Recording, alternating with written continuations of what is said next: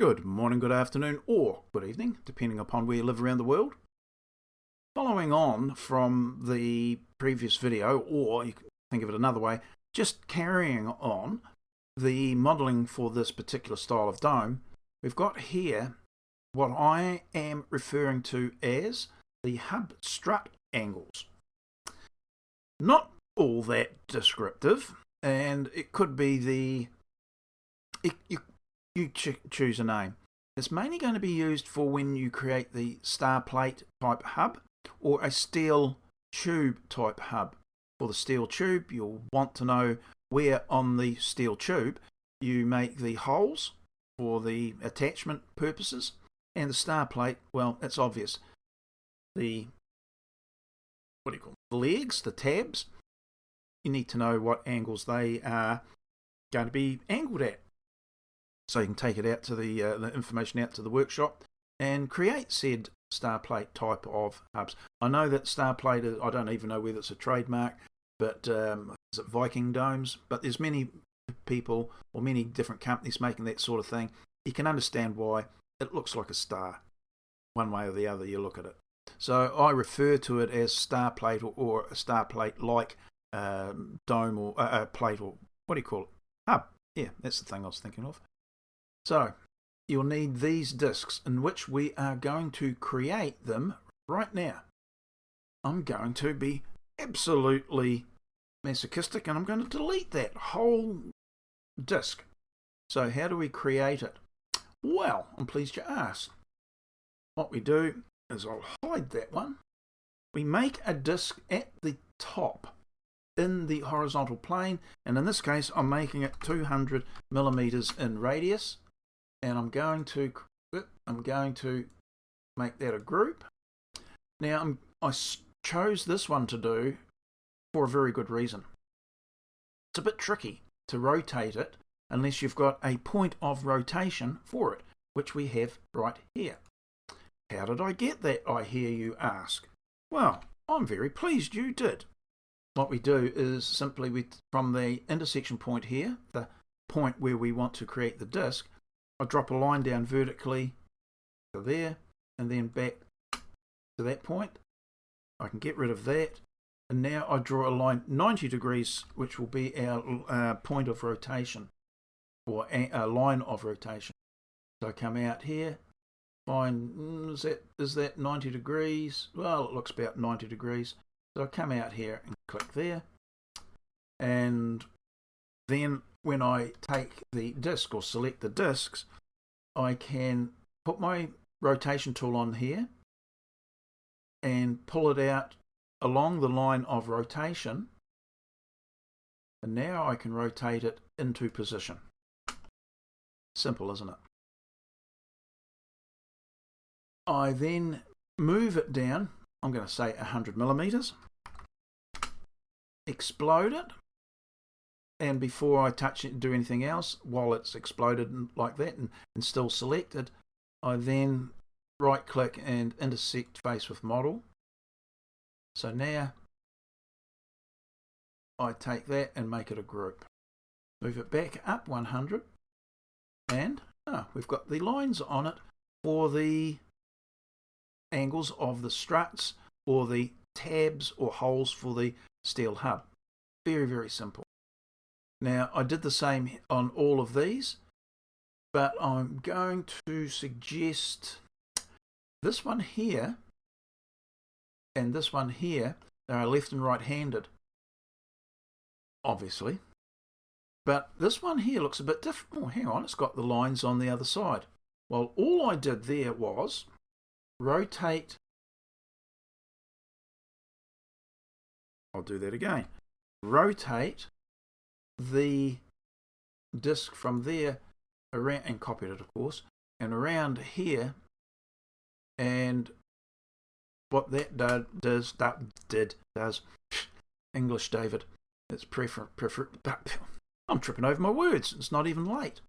What I did there is I took that the right hand side, put it on the left hand side, I then exploded everything and then regrouped it, permitting me to have the lines on this side as well, just on the one disc.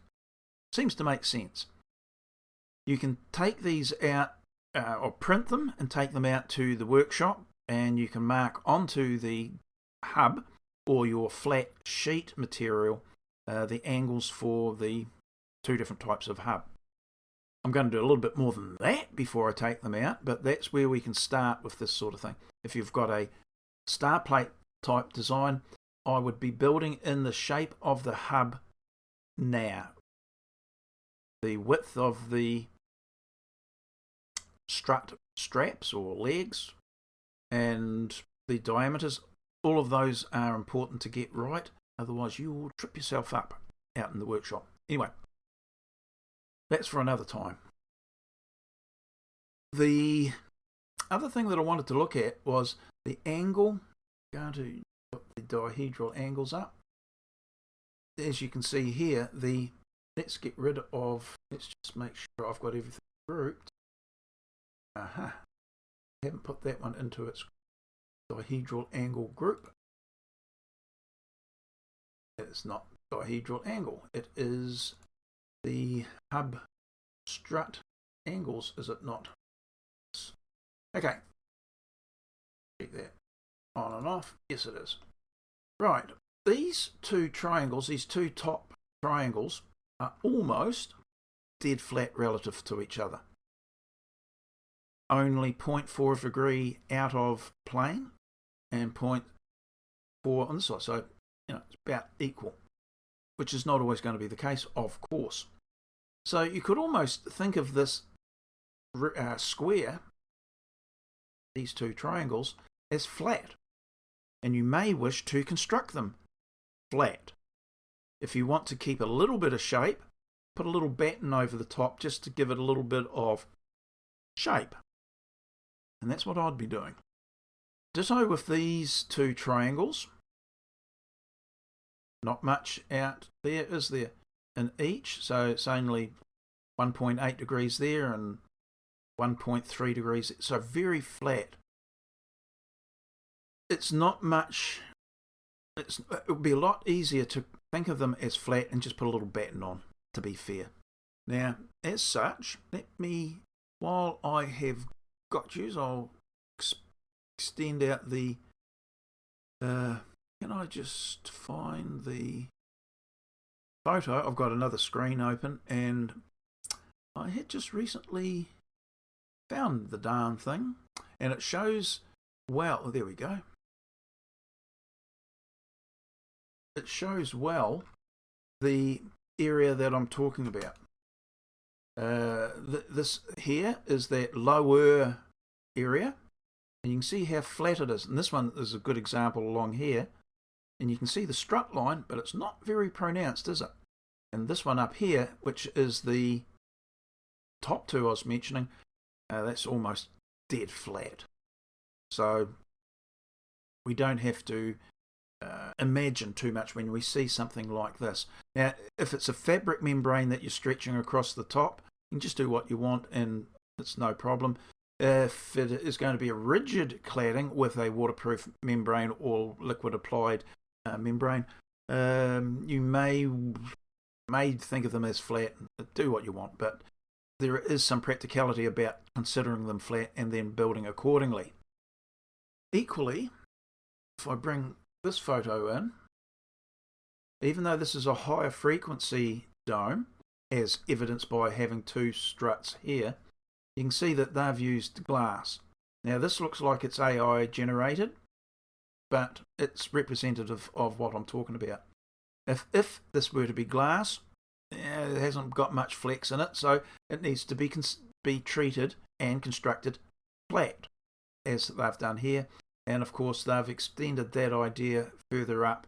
They go. We do look at the higher frequency, very, very similar to this design, and we will see that if we do the dihedral angles for those struts. Okay, so in fact there's another photo I've got. Where is it? Is it this one? Yes, another AI generated one, but that shows again the flat option that can be created. So it becomes kind of relevant when it comes into... Oh, stop doing that. When I come into doing this style of dome here, where we change it from a hexagon to a rectangle. And we've explained this before, but this one's been a slightly modified version where we've equalised the strut lengths. So it means that this one strut times 16 of them does a big chunk of your dome. This strut here and this strut here is identical in dimension at least, and I think angles. And so that means that you've got 4 struts here and 4 struts, so 8 of these. These 2 struts here are identical, so 8 of those. So all of a sudden you've got, it just rationalises the construction method. And as I also mentioned, this is a little bit odd. It's concave, not convex. But if you can live with that, fine.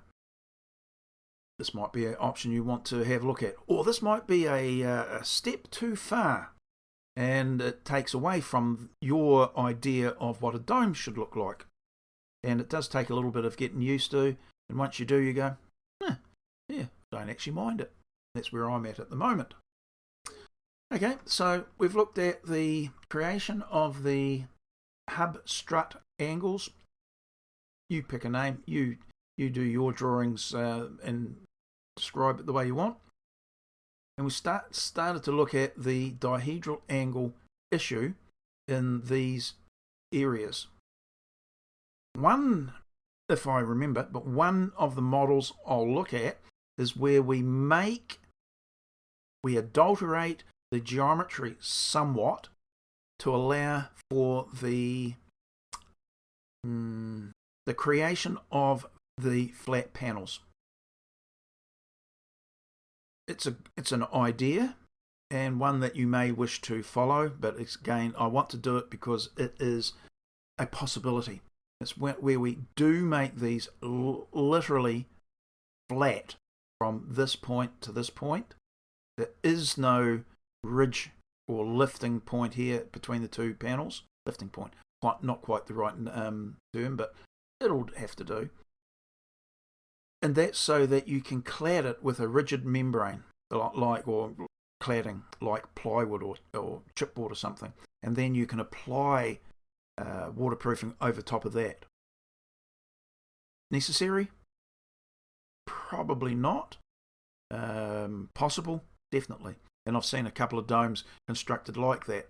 Didn't actually like the overall look of it, but it's a possibility. Even to the point where you make these 2 flat. There's a reason for it, but it's not something I will be doing, but it's something I will look at just for thoroughness' sake. Or I forget, but someone will remind me. And that's the thing, if you've got an idea or a request, make a comment if I can see it, because not all the comments get, for me, easily seen, and just the way my eyeballs work, because they get lost in the myriad of the videos that I'm putting up. And if it comes up in the notifications, I will see it, and I'll certainly answer it or respond in whatever manner I'm able. Okay, that's it. Wandering off. It's enough of me yakking, and I will continue this exploration. We might have come back into this, do the dihedral angles, how I do them myself, and well, it's pretty straightforward. But we will do that, and we'll do a few of these angles for the hub strut angles as well, rather than me doing it right now. Rightio, that's it. I will see you, hopefully, in the next video. Okay, bye now.